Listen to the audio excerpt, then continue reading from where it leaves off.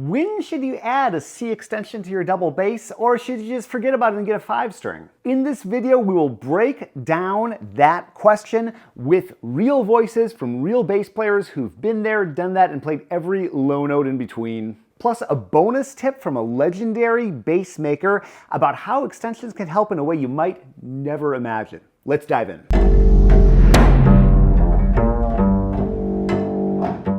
This topic, like so many we cover in this channel, comes from you all, from our Double Bass HQ community, and one of our active members posed this question: when should you get a bass extension? Good question, and we have covered bass extensions on this channel. I will link up to some resources in the description, but when particularly to get an extension, we haven't dug into that, so very cool topic. And to preface all of this, there's always this debate about whether you should go with a 5-string or get a 4-string extension, and certain trends exist in different countries around the world. But I had this great conversation with the brilliant French bassist Lorraine Campay recently for my podcast, and she got into how she used to use 5 strings, but now is using 4 strings in the orchestra, and why. Historically, in France, we played more 5 strings bass and 4 strings, and no extensions. And I think since maybe 10 years,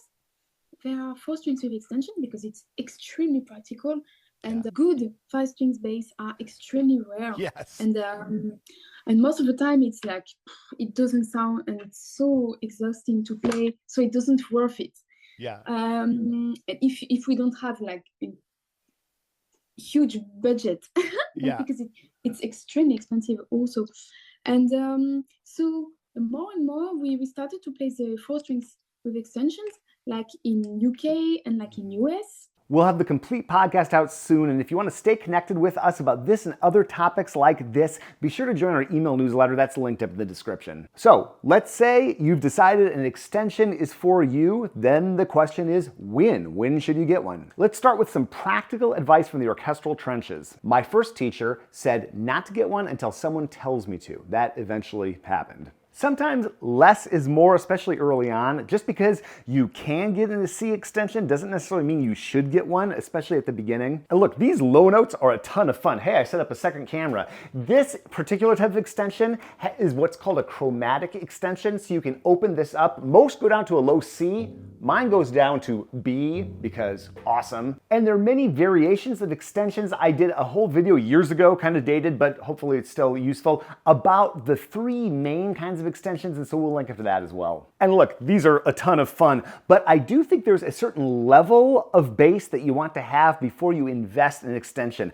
I probably would not recommend someone with a plywood bass get an extension. I'm sure somebody has, but generally once you get into like a hybrid level of bass, and then certainly getting into a fully carved professional basses, that's when, in my opinion, it makes sense. And if you're curious about the term hybrid versus plywood versus carved, we've got a whole video, lots of video recommendations in this one, got a whole video about those 3 major categories of bass that we will link up to as well. Also, though we're seeing a trend of more and more people getting low notes at an earlier point, I'm seeing a lot of them when I go visit different universities, I think it's good to consider where you live and what type of group you play in. Do you need that extension right now, or can you delay and maybe get it on a nicer bass a few years down the road? To me, this comment summed it up in the simplest possible way. Basically, when you have a decent bass and you can afford to get an extension. But let's be honest, will people really notice those low notes? That was an interesting sub-discussion that we got some good comments about. I don't think the audience will know if someone plays a low D or the octave up, but a professional orchestra bound player should consider it. And like always happens when we talk about extensions, we got some 5-string versus extension comments, and it's a legitimate thing to think about, but I just consider what Lorraine said,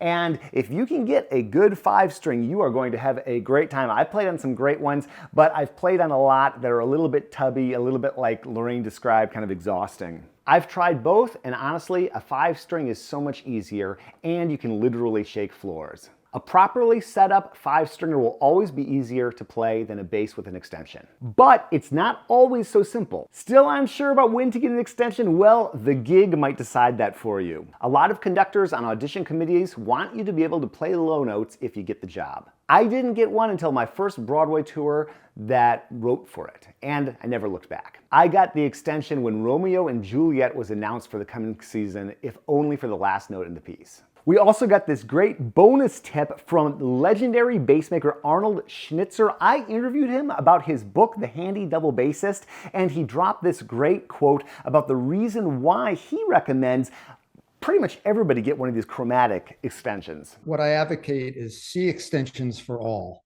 with chromatic closers, because anytime you have a wolf tone, let's say your wolf tone is at A natural, if you go a fourth above that in the A scale, which would be D, and set your closer on your C extension to D and let the low string vibrate when you play any A, the A wolf tone will pretty much disappear.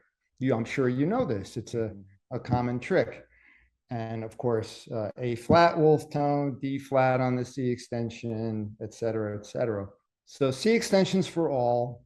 B extensions I don't like, but I'm not going into that here. So what's the verdict? It depends on your budget, your bass, and your musical path. But whatever you choose, make those low notes sing. If this helped you out, don't forget to like, subscribe, and leave your thoughts below. Do you prefer a C extension or a 5-string? See you next time, and keep playing low.